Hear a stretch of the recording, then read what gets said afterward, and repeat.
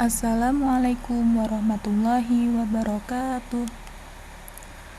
Sebelum saya mulai, perkenalkan nama saya Asna Ashabul Maimanah, akan sedikit menjelaskan tentang perkembangan biologis dan kognitif. Tujuan dibuatnya video ini untuk memenuhi tugas mata kuliah perkembangan peserta didik yang diampu oleh Ibu Erni Septianawati. Selanjutnya, yuk kita simak materi berikut ini. Perkembangan biologis. Masa remaja adalah masa peralihan dari masa kanak-kanak menuju ke kedewasaan yang meliputi perkembangan biologi, kognitif, dan sosial emosional. Benang-benang aspek perkembangan tersebut terjalin dalam kehidupan remaja.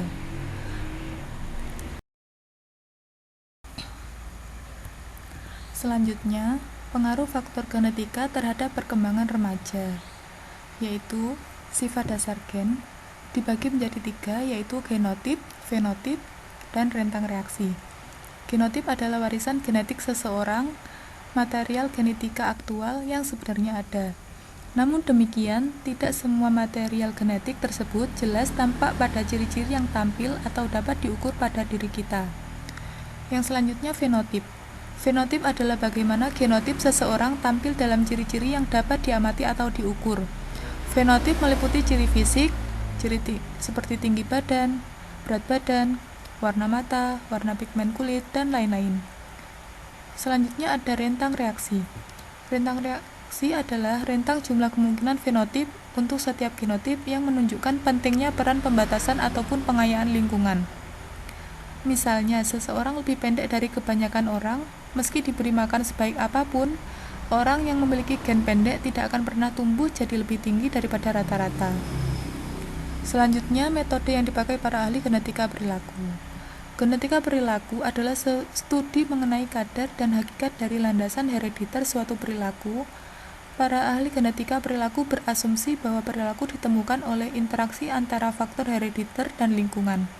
Untuk mempelajari pengaruh faktor herediter pada perilaku, para ahli genetika perilaku sering memakai penelitian mengenai anak kembar dan adopsi.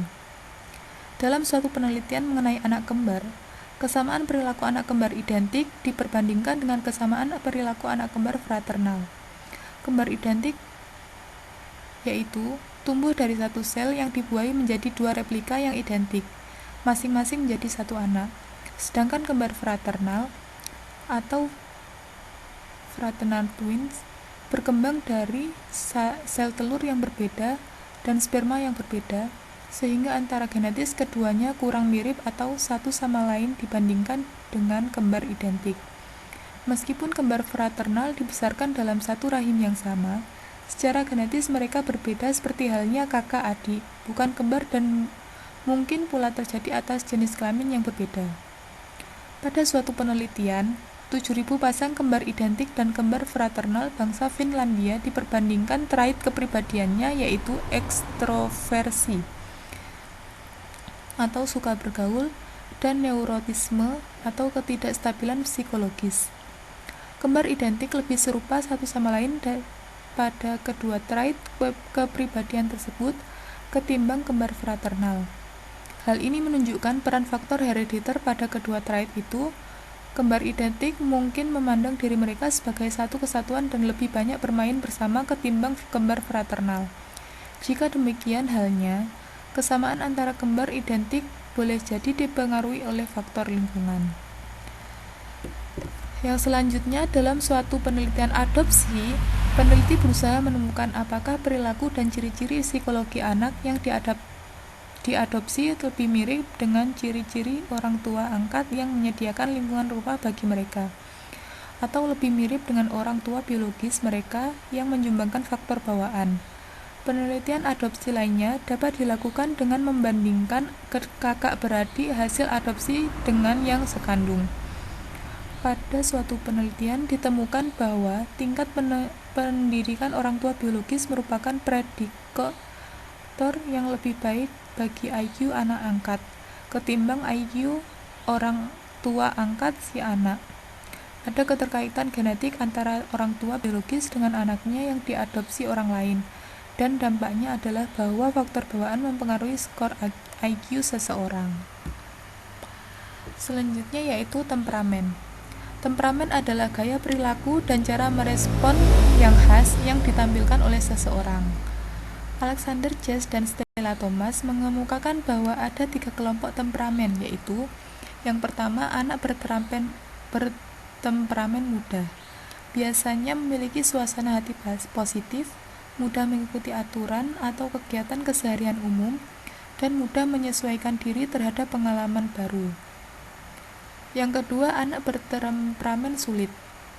Cenderung bereaksi negatif dan banyak mengeluh atau rewel. Kegiatan rutin kesehariannya tidak teratur dan lambat menyesuaikan diri dengan pengalaman baru. Yang ketiga, anak bertemperamen lambat menghangat. Menunjukkan tingkat kegiatan yang rendah, agak bereaksi negatif, penyesuaian diri agak lambat, dan suasana hati dalam intensitas yang rendah. Yang selanjutnya adalah interaksi faktor bawaan dengan lingkungan dan perkembangan. Interaksi. Ahli genetika perilaku Sandra Scar percaya bahwa lingkungan yang dipilihkan para orang tua untuk anak dan remaja mereka sampai kadar tertentu tergantung pada genotip yang dimiliki orang tua itu sendiri. Para ahli genetika perilaku percaya bahwa faktor bawaan dan lingkungan berinteraksi dengan 3 cara, yaitu pasif, evokatif, dan aktif. Interaksi genotip pasif dengan lingkungan terjadi saat orang tua yang memiliki hubungan genetis dengan anak memberikan lingkungan pengasuhan pada anak. Misalnya, orang tua memiliki genetik cerdas dan cakap membaca.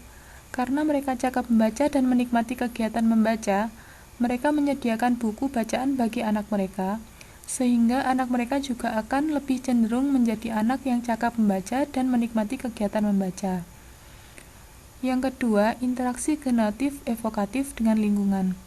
Terjadi karena genotip anak akan menimbulkan jenis lingkungan fisik dan sosial tertentu. Misalnya, anak yang aktif dan suka tersenyum akan lebih banyak mendapat perangsangan sosial ketimbang anak yang pasif atau pendiam.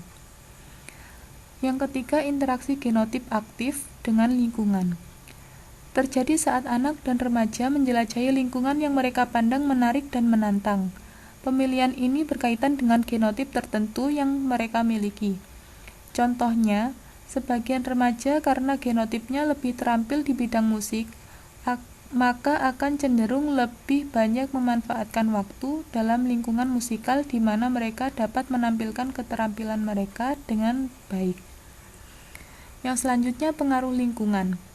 Ahli genetika perilaku Robert Plomin percaya bahwa cara pengasuhan yang sama atau lingkungan yang sama memberikan pengaruh yang kecil terhadap variasi perbedaan kepribadian atau minat remaja.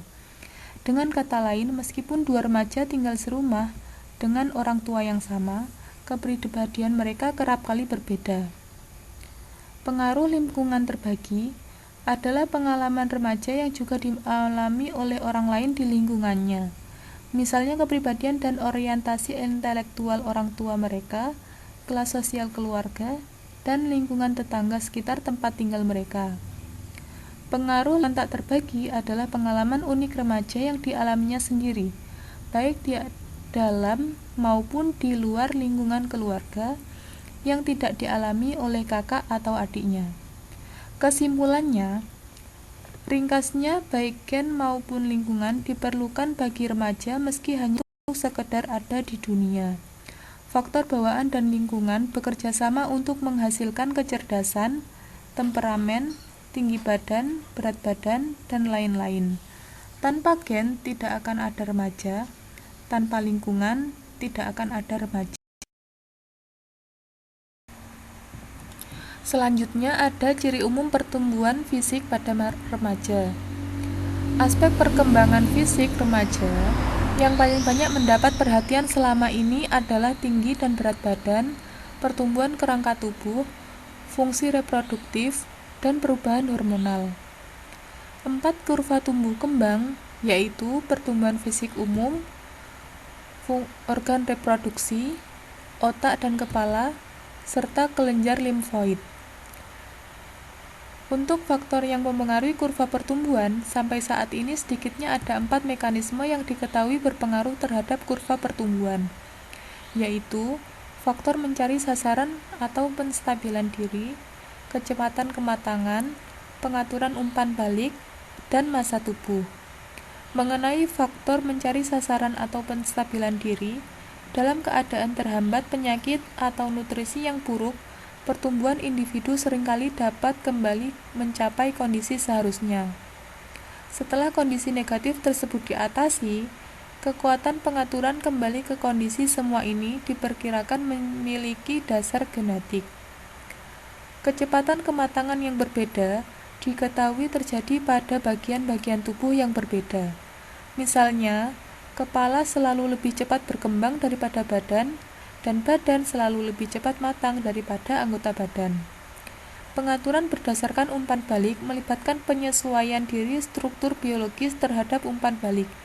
Misalnya, sekresi kelenjar pituitari mempengaruhi berbagai kelenjar lain, seperti kelenjar tiroid dan kelenjar seksual. Sekresi pituitari disesuaikan dengan tingkat hormon pada kelenjar lainnya. Saat sekresi, kelenjar lainnya mencapai kadar yang tepat atau memadai. Kelenjar pituitari mengatur keluarannya agar tetap berada dalam keseimbangan yang sudah tercapai. Yang selanjutnya adalah pubertas. Apakah pubertas itu? Pubertas adalah perubahan cepat pada kematangan fisik yang meliputi perubahan tubuh dan hormonal yang terutama terjadi selama masa remaja awal. Faktor-faktor yang berperan dalam terjadinya pubertas adalah faktor genetik, faktor massa tubuh, dan faktor mutu makanan. Hormon adalah suatu substansi kimiawi berkekuatan besar yang dikeluarkan oleh kelenjar endokrin dan dialirkan ke seluruh tubuh melalui pembuluh darah. Peran sistem endokrin pada masa pubertas melibatkan interaksi hipotalamus, kelenjar pituitari, dan kelenjar gonad. Dua jenis hormon utama yang penting dalam perkembangan pubertas adalah androgen dan estrogen. Androgen adalah jenis utama hormon seks laki-laki, sedangkan estrogen adalah jenis utama hormon perempuan. Yang selanjutnya, perubahan fisik. Di antara perubahan fisik yang terjadi, yang paling tampak nyata semasa pubertas adalah meningkatnya tinggi dan berat serta kematangan seksual. Untuk kesimpulannya, dikatakan bahwa remaja berawal pada biologi dan berakhir pada budaya. Memang, perubahan biologi di awal masa remaja tampak dramatik dan akrab bagi kita semua. Meskipun sejumlah pakar perkembangan yakin bahwa hal ini terlalu banyak diperhatikan sehingga proses kognitif dan sosial emosional terabaikan. Pubertas membawa perubahan meluas pada tubuh kita dan mengubah cara berpikir kita mengenali diri kita sendiri serta bagaimana cara orang lain berinteraksi dengan kita. Setelah kita mempelajari tentang perkembangan biologis, selanjutnya, kita akan mempelajari tentang perkembangan kognitif. Yuk kita simak baik-baik.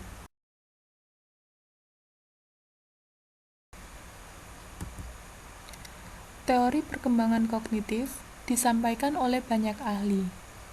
Di sini saya akan mengambil dua ahli saja, yaitu Piaget dan Brunner. Jean Piaget adalah pakar psikologi dari Swiss yang hidup dari tahun 1896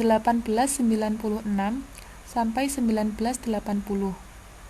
Pada awalnya, Piaget lebih tertarik meneliti tentang perkembangan kognitif pada manusia. Piaget berpendapat bahwa anak-anak membangun sendiri secara aktif dunia kognitif mereka. Informasi tidak sekedar dituangkan ke dalam pikiran anak lewat lingkungan. Anak-anak menyesuaikan pemikiran mereka untuk meliputi gagasan-gagasan baru. Proses ini selalu dikenal dengan istilah asimilasi dan akomodasi.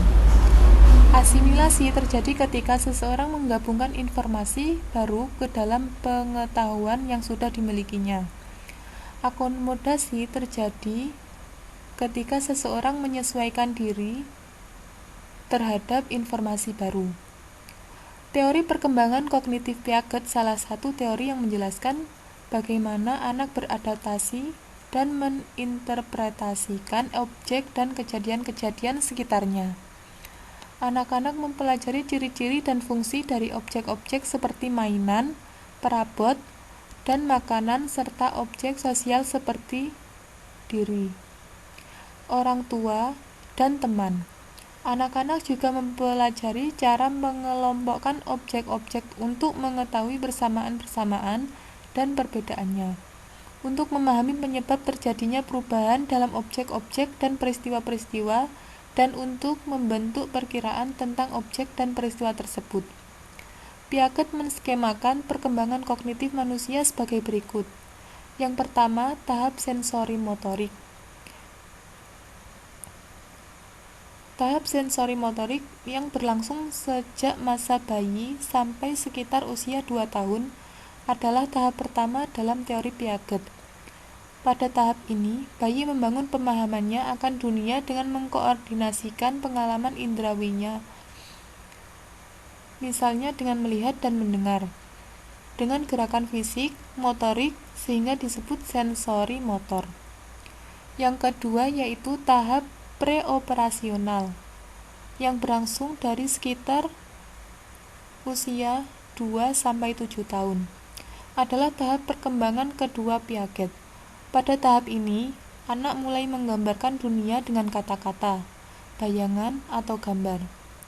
Ciri-ciri berpikir tahap praoperasional usia 2-4 tahun dicirikan dengan adanya fungsi semiotik atau simbol mulai usia 2-4 tahun. Imitasi tak langsung yaitu dengan membuat imitasi secara tidak langsung dari bendanya sendiri. Contoh, anak bermain pasar-pasaran secara sendirian meskipun dia sedang bersama temannya yang lain. Permainan simbolis, contoh mobil-mobilan dengan balok-balok kecil. Permainan simbolis dapat merupakan ungkapan diri anak. Selanjutnya menggambar. Anak dapat menggambar realistis tetapi tidak proporsional. Contoh, gambar orang yang tidak proporsional. Selanjutnya mengetahui bentuk-bentuk dasar geometris, bulat, bundar, persegi. Gambaran mental masih kacau. Bahasa ucapan anak mulai menggunakan suara sebagai representasi benda atau kejadian.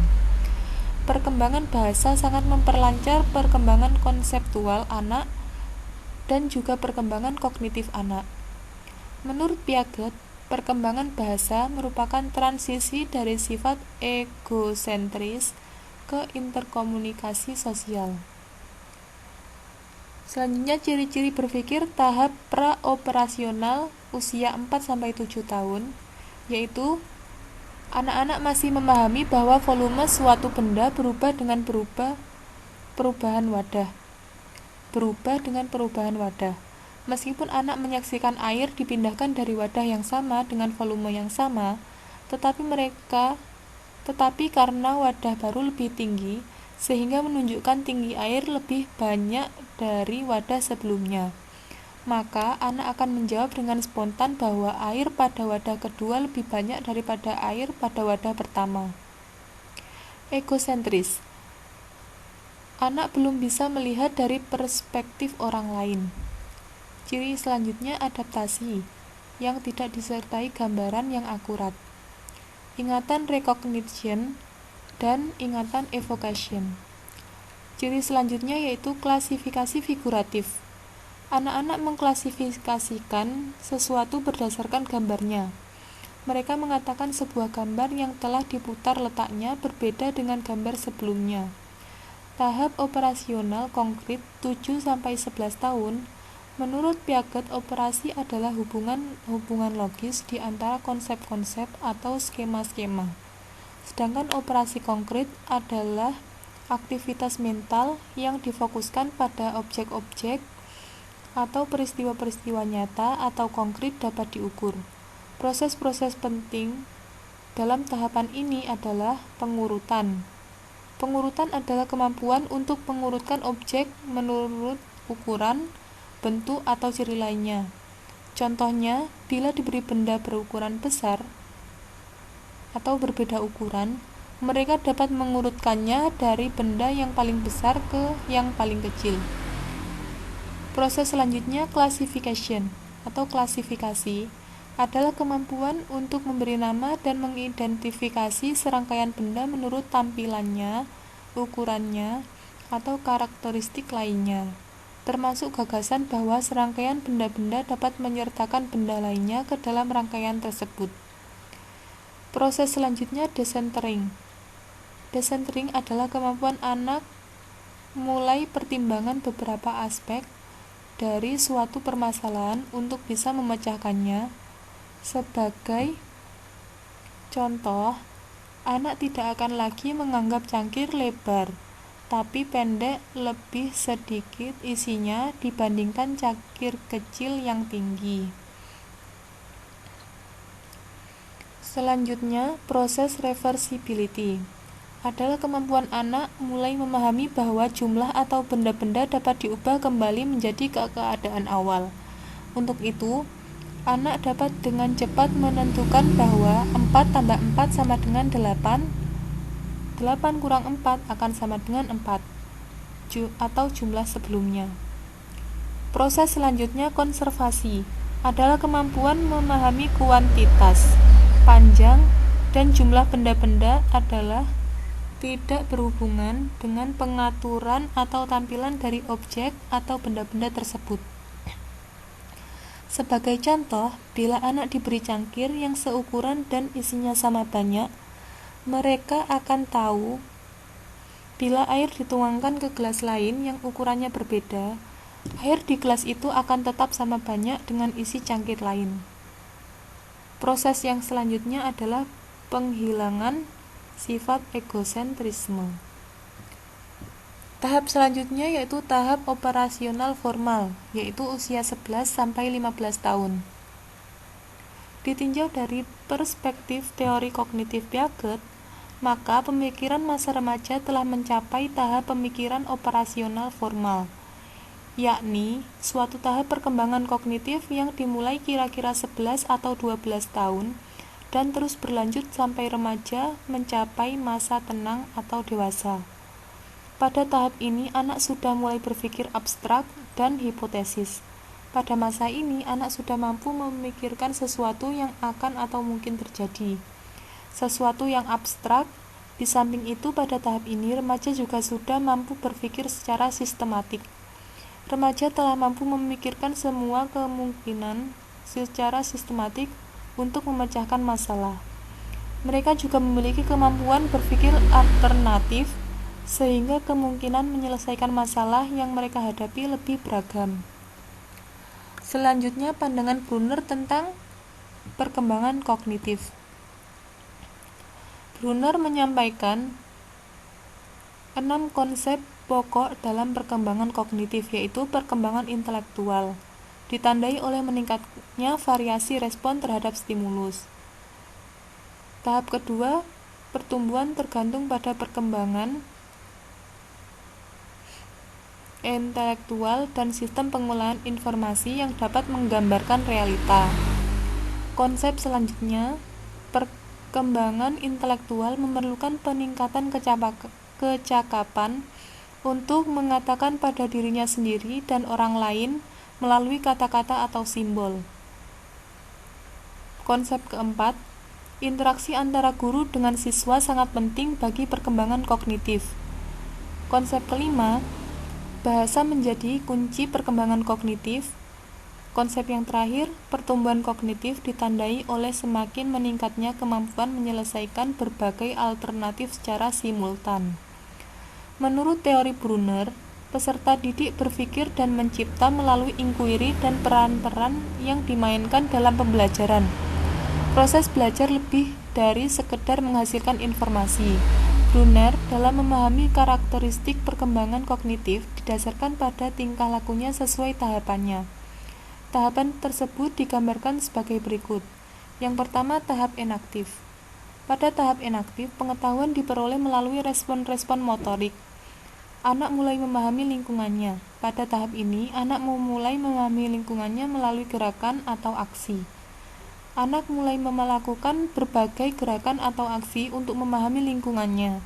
Mereka mungkin membolak-balik buku seakan-akan membaca isi buku tersebut. Anak mulai memahami nama-nama benda dari percakapan dengan orang-orang di sekitarnya atau mengamati gambar-gambar benda di dalam buku. Selanjutnya, tahap ikonik.